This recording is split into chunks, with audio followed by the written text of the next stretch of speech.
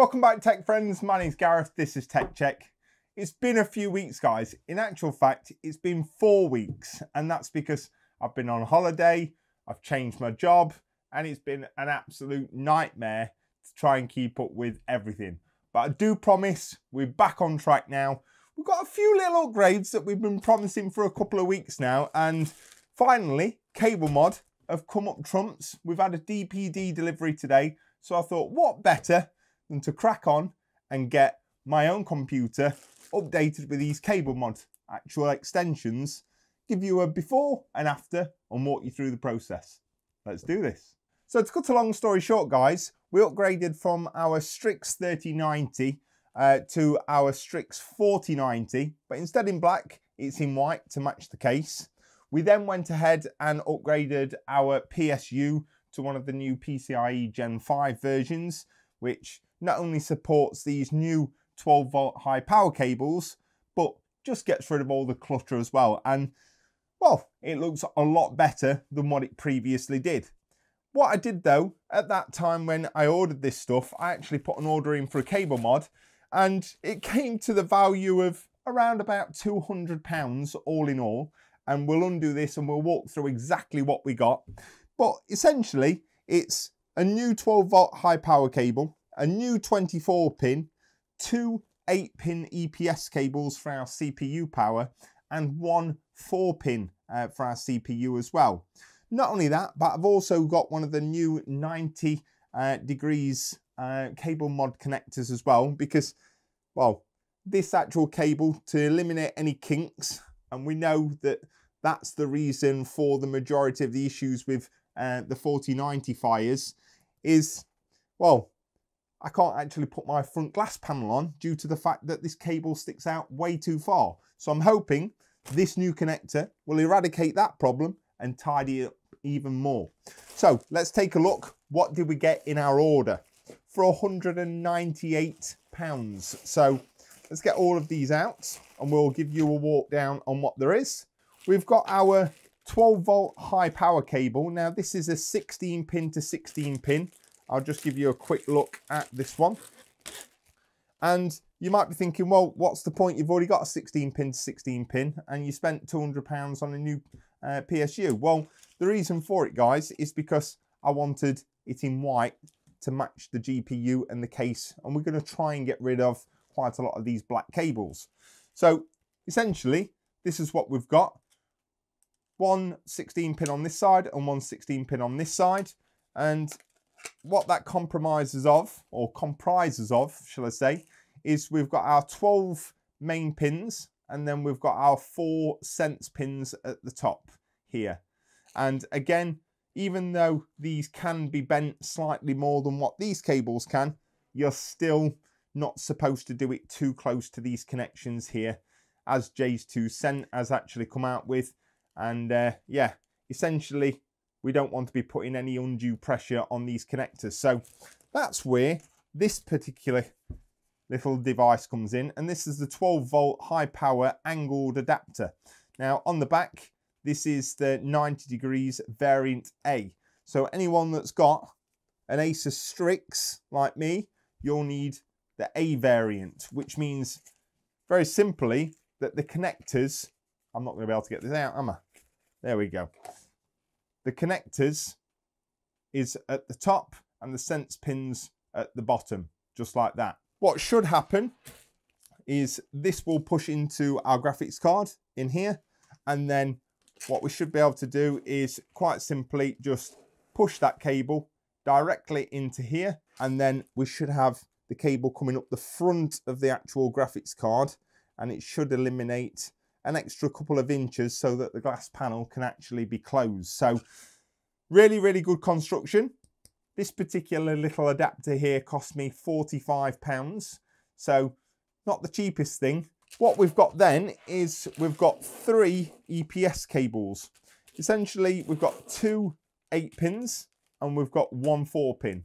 Now, the reason why I've got 2 8s and 1 4 is I'm still rocking this Asus X570E motherboard, and it comes with 1 8-pin and 1 4-pin for the actual CPU power.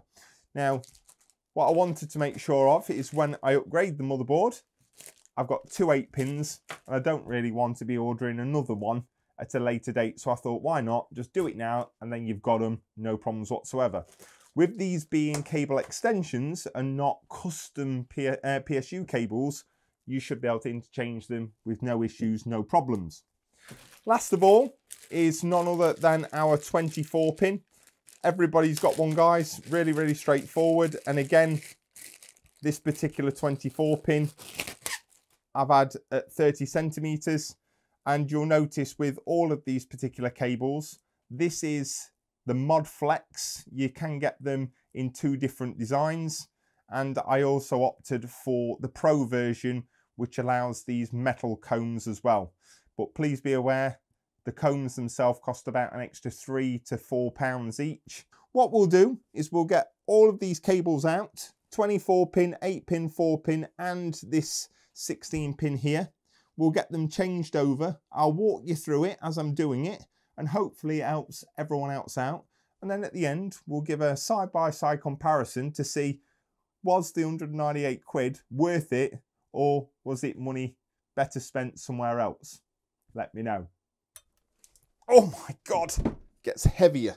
And the first thing I want to do, guys, is I want to disconnect my GPU and actually take that out. Not only will it eliminate a little bit of weight, but it'll give us more access to the particular case as well. So again, when we're disconnecting this, we want to make sure we pull down the plug and pull it off so it's straight.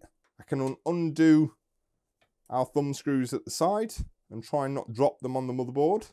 We need to press down this little tab down here, and then we should be able to remove our graphics card.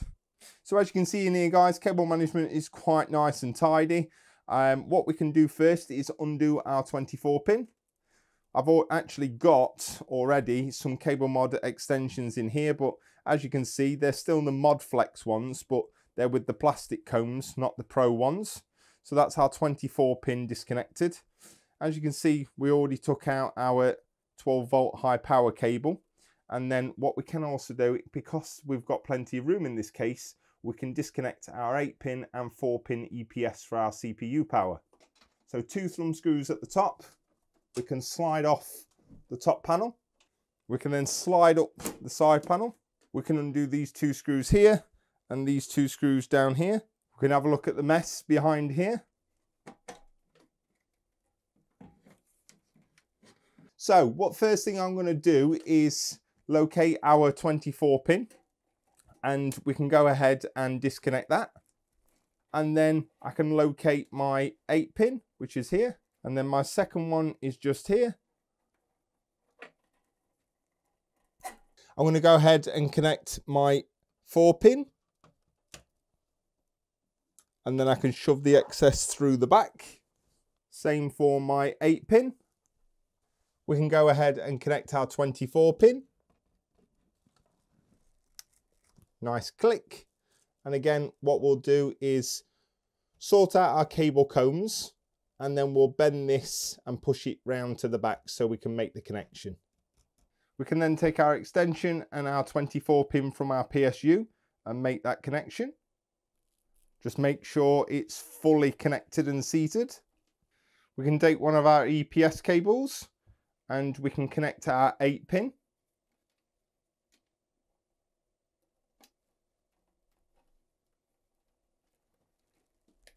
There we go, that's that one. And then you'll see our second 8-pin, guys, we need to actually split. There's a little thing here that we need to actually press together and disconnect like that. And what we can go ahead and do is connect our 4-pin. Last but not least is our 12-volt high power cable. As you can see here, it's a 600-watt cable. We want to disconnect that from our power supply. Again, try not to bend any of the pins or anything like that. Just pull it out straight as possible. There we go. Now on our 12-volt high power cable, guys, you'll see one's got a hood on, which is just here, and then the other one hasn't. This particular side goes into our PSU and this side goes into our GPU. So again, when we're connecting these guys, just make sure that you are being very careful. The sense pins are at the bottom, So when we're connecting this, it needs to be at the top, just like this. And all we're going to do is line it up nice and straight. There we go. And then once we've got it in, nice firm push. There we go. And I know that that's nicely in now. And we'll feed this to the front of the case. We've got our Type A variant 90-degree adapter from CableMod. And we've got our high power cable, which is just here. So we've got our sense pins at the bottom, and then we've got our 12 power pins. Yeah, there we go. So once we've actually got that together, guys, you can see there it's not fully connected or seated yet, and the clip has still got a little bit of way to go. So what we're going to do is hold it on the side and just push it together. There we go. So that connector there is fully seated. We want to do the exact same when we put our graphics card in with this one here. What we should be able to do then is just slide that up, and that gets rid of that black cable, which is pretty nice. And then we can sort our cable combs once we've actually got our GPU in place.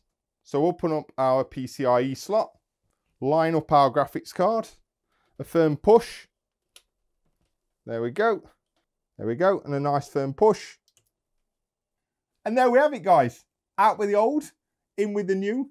And I do think that these white cables give it a much cleaner aesthetic, because yeah, it looks lots better now, especially getting rid of these black and red particular cables and replacing them with them white ones. It looks a lot crisper now, which is a lot better. So overall, guys, was it worth nearly £200 just for an aesthetic upgrade? Me personally, I think so. It was a bitter pill to swallow when I was handing over the cash, but that's the price we pay when we upgrade these PCs. So one last thing, we are going to be doing one more upgrade next week, and that's upgrading it to this LCD for this H150i. Wanted it in white, couldn't wait another 2 or 3 weeks. In fact, it didn't give an estimated delivery date for the white ones, so I bit the bullet and just got the black ones. I thought it'd be quite cool for anyone that wants to upgrade to an LCD display. I thought before we upgraded this particular 360 to the new ones from Corsair, if you've not seen them, they're coming out with a Link product, eradicating even more cables, which is fantastic news. They connect together like the Lian Li ones, but magnetically rather than through the clips. So that will be even more cables to get rid of. We can get rid of the Commander Pro, the Commander Core, the 2 lighting hubs. We're going to have that much room in the back of there. We're not going to know what to actually do with it. So stay tuned for next week where we upgrade and install this. But yeah, overall, let me know what your thoughts are. It looks very pretty. Hope you agree. Hope you've enjoyed. If you have, smash that subscribe button, guys. Don't forget to leave a massive thumbs up. It's great to be back. Thanks for watching. See you in the next one.